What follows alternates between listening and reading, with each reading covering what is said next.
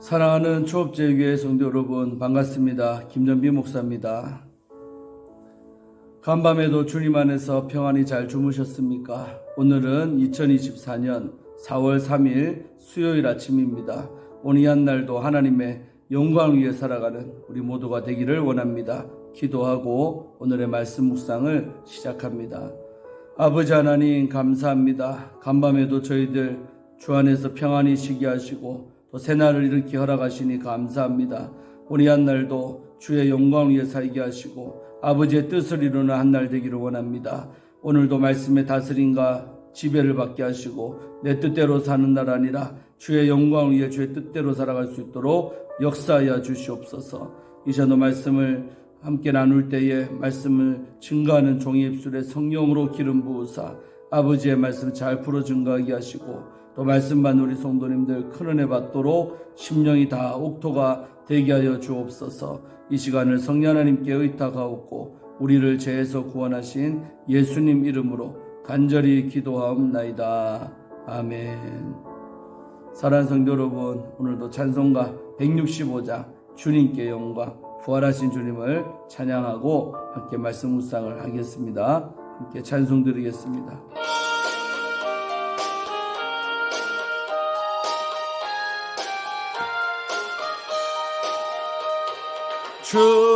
주님께 영광, 다시 사신 주, 사망 권세 모두 이기시었네. 흰 옷 입은 천사 돌을 옮겼고 누우셨던 곳은 비어 있었네. 주님께 영광, 다시 사신 주, 사망 권세 모두 이기시었네. 부활의 주님 나타나시사 두려움과 의심 물리치셨네. 주의 교회 기뻐 찬송하여라. 다시 사신 주님 죽음 이겼네. 아멘. 주님께 영광, 다시 사신 주, 사망 권세 모두 이기시었네. 생명의 임금, 영광의 주님, 주님 없는 삶은 헛될 뿐이라. 주의 사랑으로 세상 이기고 요단 건너 본향 가게 하소서. 아멘. 주님께 영광, 다시 사신 주, 사망 권세 모두 이기시었네. 아멘. 부활의 주님을 찬송합니다. 그 기쁨 속에 오늘 하루도 승리하시기를 바랍니다. 자, 오늘 우리 함께 말씀 묵상하실 본문은 우리 사무엘하 18장 오늘 1절부터 18절까지 말씀 우리 함께 보도록 하겠습니다. 제가 읽어드리겠습니다. 이 말씀은 하나님의 말씀입니다.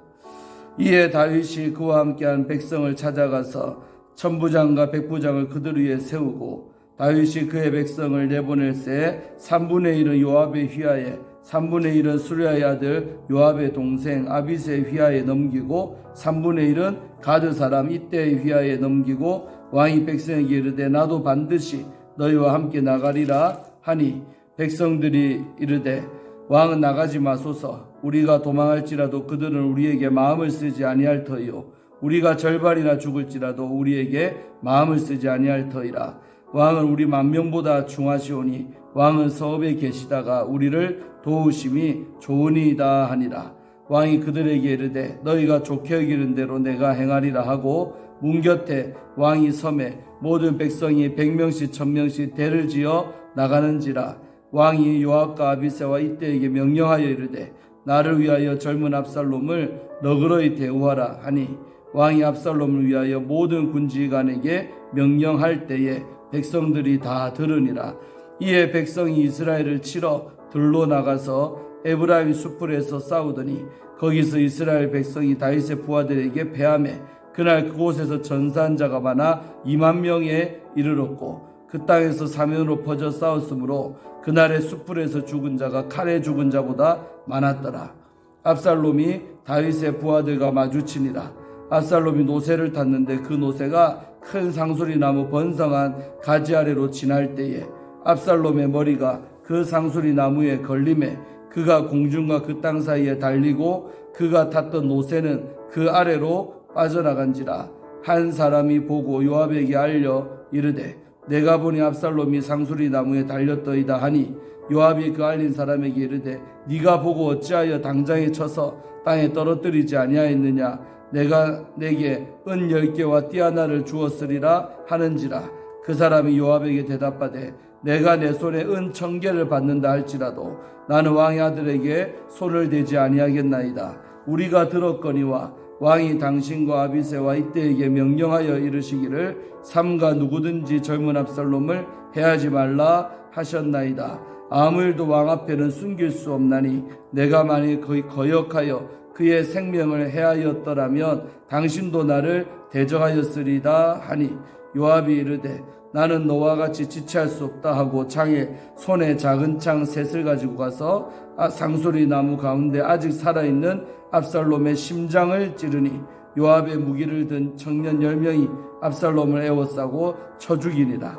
요압이 나팔을 불어 백성들에게 그치게 하니 그들이 이스라엘을 추격하지 아니하고 돌아오니라. 그들이 압살롬을 옮겨다가 숲풀 가운데 큰 구멍에 그를 던지고 그 위에 매우 큰 돌무더기를 쌓으니라. 온 이스라엘 무리가 각기 장막으로 도망하니라.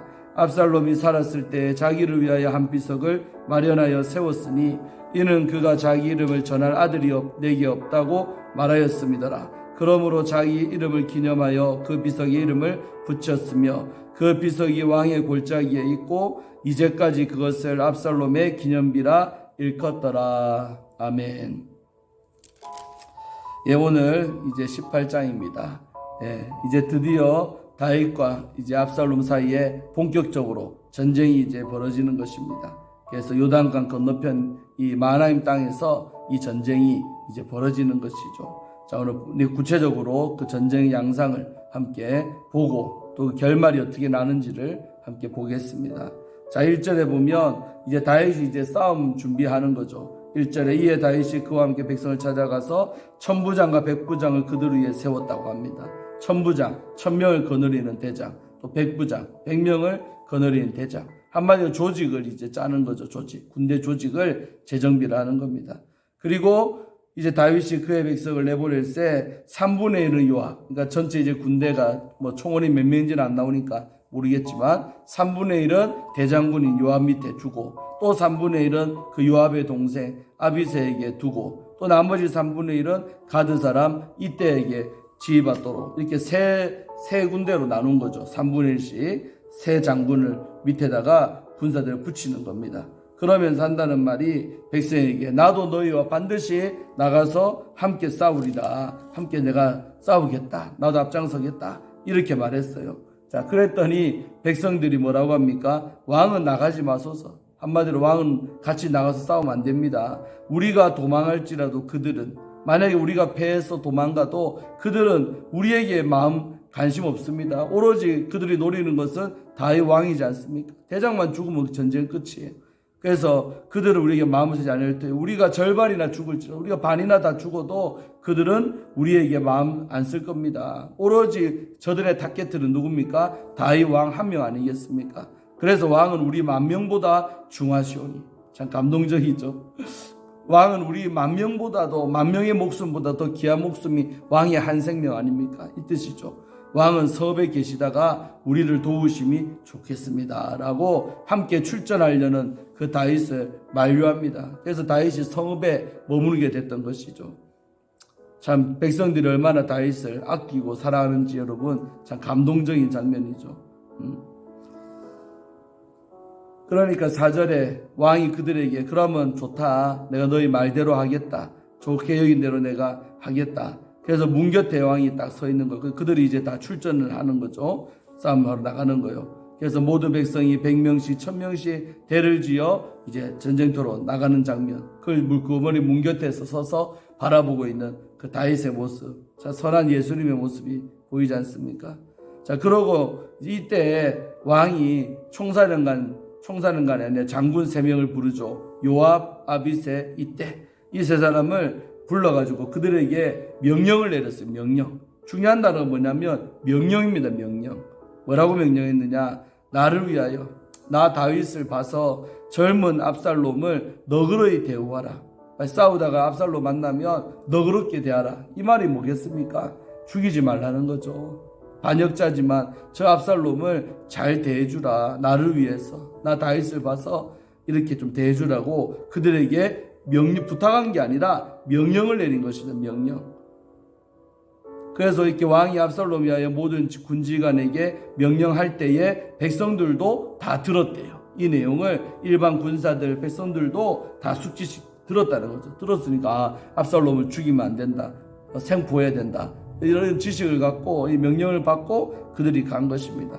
여러분 저는 이 장면에서요. 백성들이 얼마나 다윗을 참 존경했을까 하는 생각을 합니다. 그게 뭡니까? 보통 인간적으로 반응하면요. 야, 압살롬 만나면 바로 죽여버려라. 이렇게 명령 내리는 게 어째 보면 냉정한 그 정치의 세계에서는 맞는 말이겠죠. 그런데 자기 왕을 이렇게 우리가 지금 쫓기게 된 게 압살롬 때문 아닙니까? 압살롬이 나라를 정권을 장탈해가지고 쿠데타를 일으켜갖고 도망가는 신세인데 얼마나 압살롬이 믿겠습니까? 그런데 왕은요. 그 압살롬 만나면 죽이지 말고 잘 대우해라. 이렇게 말할 때요. 얼마나 백성들이 그 다윗을 존경하겠습니까? 그걸 미워할 수밖에 없는 사람을 오히려 품는 넓은 지도자의 가슴을 이들이 아마 봤을 것입니다. 역시 우리 왕은 큰 마음을 가진 자다. 정말 하나님의 큰 넓은 마음을 우리 다윗 왕이 가졌구나 하고 오히려 이렇게 존경받았을 것 같습니다. 그래서 우리도 원수를 사랑하는 그러니까 예수님의 모습이 다윗에게 있댔잖아요. 예수님께서도 원수를 사랑하라고 했잖아요. 그러니까 압살롬이 지금 다윗의 원수 된 건데 그 원수를 너그럽게 대우하라고 말하잖아요. 그러니까 이 다윗은요 정말 오실 메시아의 표상이요 예수님의 모습이 다윗에게 다 있는 것입니다. 그 압살롬 죽이지 말고 너그럽게 대우해라 이렇게 명령을 내리고 이 명령을 다 들었어요. 자, 그러고 6절부터는 본격적으로 이제 싸움이 난 것입니다. 나가서 열심히 싸웠어요. 이에 백성 이스라엘을 치러 들로 나가서 에브라임 숲을 아주 우거진 숲을에서 싸움이 이제 양진영의 싸움이 벌어진 거예요. 근데 누가 이깁니까? 다윗의 부하들이요 이기는 거예요. 그래서 그날 이스라엘 백성들이 몇 명이 죽었냐? 2만 명이 죽은 거예요. 2만 명. 여러분 적은 숫자가 아니지 2만 명. 그런 안타까운 것은 동족 상잔의 비극이죠. 우리 6.25처럼 다 같은 나라 사람들인데 내전이 벌어져가지고 2만 명이나 이스라엘 사람들이 죽었다는 거예요. 그래서 8절에 보면 그 땅에서 사면으로 퍼져 싸웠으므로 그날의 숲풀에서 죽은 자가 칼에 죽은 자보다 많았더라. 이날 많은 영혼들이 죽었다는 것입니다. 안타까운 일이죠. 전쟁은 이렇게 여러분 사망을 낳습니다. 아무쪼록 전쟁이 일어나지 않도록 우리는 늘 나라와 민족을 위해서 기도해야 될 줄로 믿습니다. 전쟁이 일어나면 100% 죽는 자가 나오는 것이죠. 지금도 러시아와 우크라이나 사이에 전쟁이 1년 넘게 넘어가는데 얼마나 많은 군인들이 죽었습니까? 민간인들이 죽었습니까? 전쟁은 비참한 것입니다. 자, 그러고 이렇게 됐는데 이제 9절에는 이제 압살롬 이야기가 나옵니다. 이제 압살롬이요 전쟁에 패했잖아요. 근데 압살롬이 하필이면 도망가다가 이래 됐는지 모르지만 다윗의 부하들과 마주쳤다는 겁니다. 압살롬은 혼자인데 다윗의 부하들하고 마주친 겁니다. 그래서 압살롬이 그때에 노새를 탔는데 그 노새가요 하필이면 압살롬이 어디를 지나갔냐면 큰 상소리 나무 번성한 가지 아래로. 그러니까 상소리 나무가 큰데 나무도 크니까 가지도 컸겠죠. 그러니까 아주 그런 가지가 큰 넓은 그 밑을 지나가는데 세상에 하필이면요 압살롬의 머리가 그 상소리 나무에 걸리뿐 겁니다. 여러분 알다시피 압살롬의 머리카락이 몇 킬로? 2.4kg. 얼마나 길게 길렀는지요. 근데 여러분 중요한 건요. 만약에 이 압살롬이 머리가 길었지만 자기가 전쟁터 나오는 사람 아니겠습니까? 그러면 뭘 써야 돼요? 투구를 썼으면 투구는요 날카롭고 뭐 걸릴 게 없잖아요. 그러니까 그냥 무사 통과했을 거예요. 근데 오늘 머리가 이 상수나무 가지에 걸렸다는 말은 오늘 압살롬이 뭘 안 썼다는 겁니까? 전쟁터 나오면서도요 까분다고 교만한다고 다윗을 이길 줄 알았겠죠 자기가. 그러니까 교만하게 건방지게 투구 하나 안 쓴 것입니다. 군인으로 말하면 철모를 안 쓴 거예요. 저도 군대 장교로 나왔지만요 전쟁 철모가 우리 지키는 거예요. 철모가 방탄이 되기 때문에 총알이 만약에 철모에 맞으면 튕겨나갑니다. 그런데 그 철모 안 쓰면요 바로 총알 맞으면 머리에 맞으면 즉사합니다. 즉사. 그래서 꼭 철모를 쓰라고 우리가 가르치잖아요. 근데 교만의 가장 기본을 안 지킨 거예요. 이 자기가 지금 왕의 신분이지만 압살롬이요 머리 그냥 긴 채로 투구 하나 안 쓰고 지나가다가 머리가 또 얼마나 깁니까? 교만의 상징, 압살롬의 교만의 상징이 머리카락인데 그 머리카락이 상수나무 가지에 걸린 거예요. 그런데 노새가 타고 갔댔잖아요. 노새는 주인이 걸린 줄도 모르고 앞으로 향해 가버리니까 노새는 빠져나가고 대롱대롱 나뭇가지에 이 머리가 걸려가지고요 꼼짝달싹 못하는 신세가 압살롬이 된 겁니다. 이런 신세가 된 거예요. 근데요 이때 이 장면을 다윗의 그 부하 중에 한 명이 봤겠죠. 본 거예요. 봤는데 이 사람은요 왕이 그 명령을 들었지 않습니까? 왕의 명령 아닙니까? 왕의 명령을 어길 수 없죠. 당연히 죽이는 것도 생각도 못하고요 그냥 그 장면만 보고 요압에게 달려온 거예요. 한 사람이 보고 요압에게 알려 이르되 내가 보니 압살롬이 상수리 나무에 걸려 있습니다 라고 보고만 했어요. 그러니까 11절에 요압이 그 알린 사람에게 뭐라고 말합니까? 책망하는 거예요. 네가 보고 어찌하여 당장에 쳐서 땅에 떨어지지 않냐? 왜 죽이지 아니했냐라고 나무라는 것입니다. 만약에 네가 죽였으면 내가 은 10개 띠아나를 아마 포상금으로 내가 너에게 줬을 건데 너는 왜 안 죽였냐라고 죽이지 않았다고 왕의 명령을 어기지 아니했다라고 요압이 나무라고 있습니다. 여러분 누가 지금 잘한 겁니까? 이 부하 병사는요 왕의 명령을 무서운 줄 알고 절대로 엄두도 못 냈는데 요압은 오히려 왕의 명령 무시하고 죽여라 이 말 아닙니까? 죽이지 않았다라고 뭐라 하는 거예요. 그러니까 그 책망받은 그 부하도요 참 총사령관인 요압도 대단한데 그 사람 앞에서 당당하게 이렇게 말합니다. 그 사람이 요압에게 대답하되 내가 내 손에 은 1000개를 나에게 주어줘도 아까 은 10개 준다는데 100배입니다. 은 1000개 어마어마한 물질입니다. 어마어마한 보상금을 나에게 줄지라도 이 말이겠죠. 그렇게 나에게 줘도 나는 왕의 아들에게 손을 대지 아니하겠습니다. 더 억만금을 준대도 나는 왕의 아들에게 털끝 하나 못 댑니다. 우리가 들었지 않습니까? 왕이 당신과 아비새와 이때에게 명령하여 이르시기를 삼가 누구든지 젊은 압살롬을 해하지 말라 하셨나이다. 그러니까 너그럽게 대하라 그 말이 결국 이 말이었던 거죠. 누구든지 젊은 압살롬을 해하지 마라. 죽이지 말라라고 왕이 우리 모두에게 명령한 거 나도 듣고 당신도 들었지 않습니까? 근데 어찌하여 왕의 명령을 우리가 어기겠습니까? 라고 자기로서는 정당한 거죠. 명령이 이랬다. 당신도 요압도 대단하지만 당신 위에 있는 왕이 이렇게 말했는데 내가 어떻게 압살롬을 죽이겠냐? 라고 자기 정당하다고 이렇게 말하고 항변하고 있는 것입니다. 그리고 13절 아무 일도 왕 앞에는 숨길 수 없나니 비밀 없습니다. 왕 앞에서 거짓말할 수 없지 않습니까? 내가 만일 거역하여 그의 생명을 해하였더라면 당신도 나를 대적하였으리다. 만약에 내가 왕의 명령 이거 죽였으면 당신이 상 준다고 했겠지만 아마 당신도 나를 대적했겠, 나에게 나무랬지 않겠습니까? 왕의 명령을 왜 어겼냐고 이렇게 항변하는 겁니다. 그러니까요, 요압이요, 더 이상 이 사람하고는 말이 안 통하잖아요. 에이, 시끄럽다 하고요, 자기가 직접 나갑니다. 너와 같이 나는 지체할 수 없다. 시간 끌 시간이 없다. 급하다. 그러면서요, 작은 창 셋을 가지고 쫓아간 거예요. 그 걸린 자리로. 압살롬이 나무에 대롱대롱 매려있는 자리로. 그래갖고 상수리 나무 가운데 아직 살아있는 압살롬을 보고는요, 그대로 가가지고 창으로 압살롬의 어디를 심장을 대번에 찔러버려요. 여러분, 심장이 사람에 맞으면 심장 터지면 죽습니다. 그래서 심장에다 냈다 꽂아버린 거죠. 싸움을 얼마나 요압이가 잘합니까? 급소를 그냥 그대로 공격해가지고요, 압살롬을 단명하게 만든 것입니다. 그리고 요압이 함께 데리고 간 10명의 청년들이요, 압살롬이 이제 떨어졌을 거 아닙니까? 마구잡이로 찌르고 죽여버린 거죠. 압살롬을 에워싸고 쳐 죽였다고 성경은 기록하고 있죠. 그리고 이제 저기에 이제 수장이 죽으니까 요압이 나팔을 불어 백성들에게 그치게 하니, 전쟁 끝났다는 거예요. 싸움 그만하자. 그치게 하니 그들이 이스라엘을 추격하지 아니하고 돌아오니라. 이스라엘은 2만 명이나 죽고 다 뿔뿔이 흩어지고 도망갔어요. 그들 추격하지 않고 돌아오면서 그들이 압살롬 시체를 옮겨다가 숲풀 가운데 큰 구멍에다가 던져버린 거예요. 그리고 그 위에다가 매우 큰 돌무더기를 쌓으니 온 이스라엘 무리가 각기 장막으로 도망하니라. 여러분, 이 장면도 아주 잘못된 거죠. 죽인 것도 잘못했는데 더한 건 뭐요? 죽였으면 시체를, 다윗의 마음을 요압이 조금이라도 이해를 했더라면 그 시체를 왕이 보게끔 해줘야죠.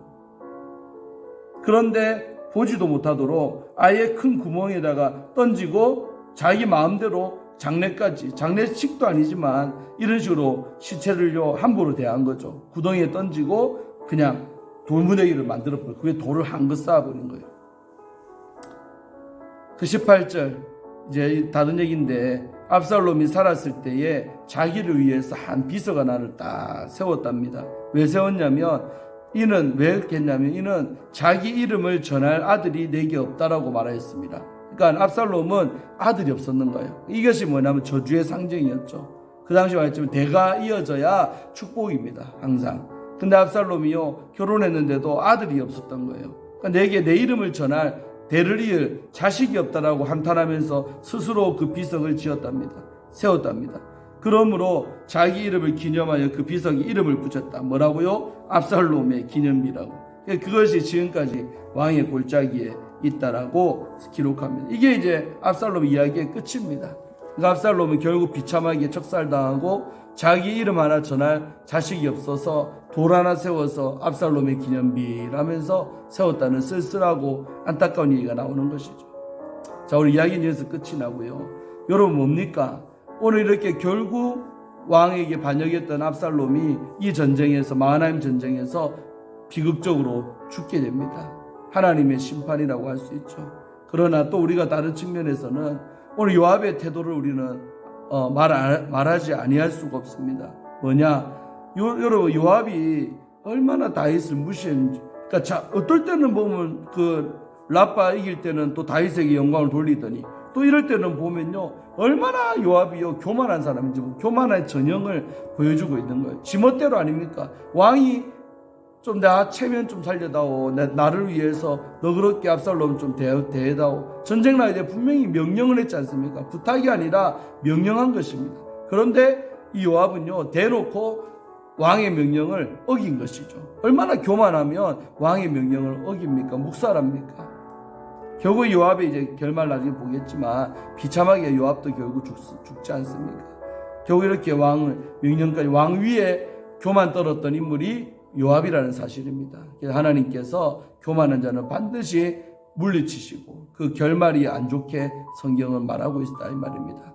그래서 오늘 정말 왕의 그 아들을 아끼고, 왕이 여러분 왜 압살롬을 죽이지 말라고 했을까요? 그것은 저 압살롬 반역한 것도, 쿠데타 일으킨 것도 내 죄 때문에 제가 저렇게 타락하고 나쁜 아들이 된 것을 다윗은 알고 있는 겁니다. 그러니까 내 죄로 인해 아들이 저 모양이 된 것을 다윗은 알았던 것입니다. 그래서 압살롬을 향해 미워하는 마음 별로 없어요. 다윗은 그냥 저 압살롬도 악한 영에 씌어가지고 아빠인 나한테 칼들이 되는 불효자식이 되었구나 하면서 그 아들을 안타깝게 여기는 마음이 다윗에게는 있었던 것입니다. 나로 인해 저 아들이 저 모양이 됐다는 것을 다윗은 너무나 잘 알고 있었던 것이죠. 그래서 죽이지 말라고 그렇게 간곡하게 명령했건을 요압은 그 다윗의 마음도 몰라주고 과감하게 죽여버리는 것입니다. 참 인생 살아가면서 우리가 이럴 때 있는데 참 속상하지요. 그래서 우리가 때로는 내 자녀들의 탈선한 모습, 자녀들의 타락된 모습, 자녀들이 예수님 벗어나고 주님 떠난 모습 볼 때 다 그것이 내 때문이라고 그 여기는 마음이 우리에게는 부모들은 있어야 됩니다. 나의 불순종 때문에, 나의 잘못됨 때문에 아이들이 저래 됐구나 하고 내 탓이오 하면서 그런 자녀를 위해서 안타깝게 여기면서 기도가 필요한 것입니다. 오늘 다윗의 심정이 바로 그랬던 것이죠. 근데 그 마음을 가장 가까이 모시는 장군인 이 요압이가 몰라주는 것이죠. 그래서 가장 가까이 있는 사람이 내 마음 몰라줄 때 우리는 가장 섭섭한 거 아닙니까? 부인이나 남편이나 자식이 내 마음 몰라줄 때 섭섭한 겁니다. 딴 사람도 아니라 가장 가까이 있는 사람이. 할렐루야. 그래서 우리가 오늘 본문을 통하여서 정말로 죄의 결과로 인한 고통이 얼마나 심각하고 또 그 죄의 어떤 열매를 대하는 다윗의 성숙한 이런 태도를 우리도 본받아야 될 줄로 믿습니다. 그리고 요압처럼 우리는 교만하면 안 됩니다. 정말 교만은 패망의 선봉이다. 잠언에서 말씀했듯이 정말로 이 교만한 이 요압의 모습을 통해 우리는 경계 삼아야 될 줄로 믿습니다. 자, 내일 또 말씀 보겠습니다. 기도하고 오늘 마치겠습니다. 하나님 아버지 감사합니다. 오늘 드디어 압살롬이 이제 죽었습니다. 요압에 의해 죽었습니다. 그러나 다윗은 이 압살롬의 죽음을 하나도 기쁘게 생각하지 않습니다. 그것은 저 압살롬의 반역도 압살롬이 불효자식이 되는 것도 다 나의 죄로 죄값인 것을 다윗은 알았기 때문입니다. 아버지 하나님, 우리도 이런 시각이 우리에게 있기를 원합니다. 우리의 자녀들이, 우리의 가정의 모습들이 정말 우리가 원하는 가장 이상적인 모습이 안 될 때 참으로 그런 것들 다, 그런 아름답지 못한 모습들 나 때문인 것을 알고 늘 회개하는 심정으로 묵묵히 받아들이고 또 그런 사람 위해 기도까지도 자녀 위해서 그런 사람을 위해 기도해야 될 줄로 믿습니다. 아버지 하나님, 정말 그런 걸 대하는 다윗의 성숙한 오는 태도처럼 우리에게도 성숙함이 있기를 간절히 원하고 또한 우리가 요압이 오는 모습을 통해 경계 삼기를 원합니다. 절대 겸손해야 하나님께서 우리를 가까이 하시고 축복 준다는 사실을 꼭 명심하여서 요압처럼 교만하지 않도록 왕의 명령을 어기지 않는 우리의 왕은 바로 그리스도 예수 아니겠습니까? 바로 우리 예수님의 명령을 말씀대로 우리는 순종하며 살아가기에 힘쓰는 우리가 다 되게 하여 주옵소서. 오늘 이 한 날도 말씀대로 살아가는 그런 날 되기를 간절히 원하옵고 우리 주 예수님 이름으로 간절히 축복하며 기도하옵나이다. 아멘. 네, 사랑하는 성도 여러분, 27분이나 지나가는데 우리 광고 하나 하겠습니다. 우리 성도님들은 알지만 또 유튜브를 통해서 우리 교인이 아닌 분들 또 많이 또 보고 있는 걸로 아는데 제가 광고합니다. 다음 주 이제 월요일 날 제가 비행기를 타고 필리핀에 갑니다. 필리핀 가면 마닐라에서 한 1시간 반 정도 떨어진 곳이 까비떼 주인데 그 까비떼 주도 큽니다. 거기 가면 다스마리냐스라는 도시가 있어요. 거기에 믿음의 문 교회라는 교회가 있어요. 제가 1년 전에 내가 여권 보니까 4월 5일 날 출국했더라고. 제 생일입니다. 4월 5일이. 출국해서 1년 전에 그 교회 가서 집회도 하고 또 교회가 필리핀 현지 교회거든요. 그래서 가서 전등도 달아주고 또 예배당 바닥에 데코타일도 깔아주고 또 마당에는 흙바닥이었는데 3분의 1까지 시멘트 사가지고 그렇게 포장을 해주고 왔습니다. 이번에 1년 만에 다시 그 교회를 가게 됩니다. 가서 이제 집회도 하고 또 남은 이제 마당에 3분의 2 정도 되는 그 흙바닥을 다 평탄하게 해가지고 시멘트 사가지고 다 포장해주고 그렇게 오려고 합니다. 또 가서 또 뭐가 필요한 게 있는지 교회에 보고 그렇게 해주고 오려고 합니다. 그래서 월요일날 갔다가 금요일 새벽에 한국에 도착합니다. 그래서 3박 4일 일정으로 갔다 오니까 꼭 기도해 주시고 특별히 오늘 자막에도 광고 나가지만은 우리 선교원금 드릴 계좌번호가 나가고 있습니다. 그래서 혹시라도 또 영상을 보시고 감동이 되는 분은 얼마라도 좋으니까 헌금하시기 바랍니다. 그러면 제가 그 선교원금 가지고 가서 그들에게 꼭 필요한 것들 다 사주고 깨끗하게 다 집행하고 돌아오겠습니다. 그래서 마음에 감동되시는 분은 그렇게 헌금하시고 또 저 개인적으로 또 저도 아시지 않습니까? 연락하셔서 또 그렇게 하시면 제가 그대로 가지고 가서 함께 선교를 하도록 하겠습니다. 자, 함께 가지는 못해도 또 물질로 선교하는 것도 아주 귀한 선교지요. 제 모교회 때 항상 슬로건이 가는 선교사가 되든지 보내는 선교사가 됩시다. 이 문구가 우리 교회 본당에 항상 걸려 있었어요.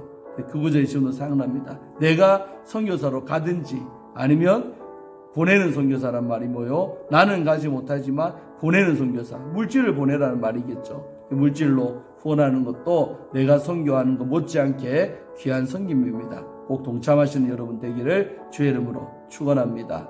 자, 성도님들 오늘 저녁에 수요예배 때 뵙겠습니다. 샬롬.